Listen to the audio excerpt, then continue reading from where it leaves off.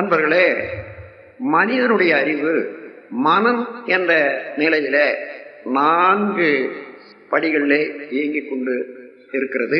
துன்பம், இன்பம், அமைதி, பேரின்பம் என்று 4 தான்.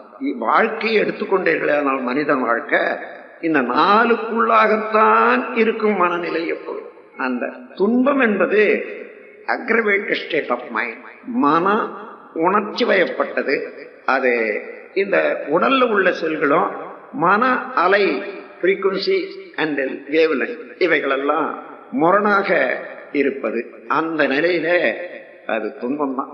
அதான் துன்பம். இன்பம் என்பது உள்ள இயல்புகளை அதை ஊக்குவித்து அளவோடு முறையோடு அனுபவித்துக் கொள்ளும் போது இன்ப உணர்வு என்று சொல்லுவோம். இன்பமும் இல்லை, துன்பமும் இல்லை, அமைதியான நிலையில இருக்கிறது என்றால் அதுதான் அமைதி.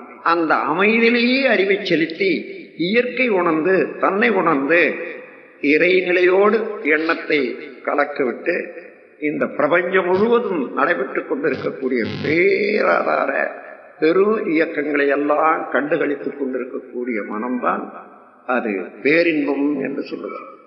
இந்த 4 நிலைகள்ல துன்பம் ஒன்றுதான் மனிதனுடைய முன்னேற்றத்தை தடுக்க வல்லது. ஓரளவு தவறுகளை சுட்டிக்காட்டி திருத்த வல்லது என்றாலும் அப்படி திருத்தி கொள்ள முடியாதவர்கள் என்ற அந்த துன்பமே வாழ்க்கையிலிருந்து விலகி உணர்ச்சி வயப்பட்டு பல தீய செயல்களை செய்ய தூண்டும். மனித பிரிவினுடைய நோக்கத்தையே அடைய ஒட்டாமல் தடுப்பது துன்பம்.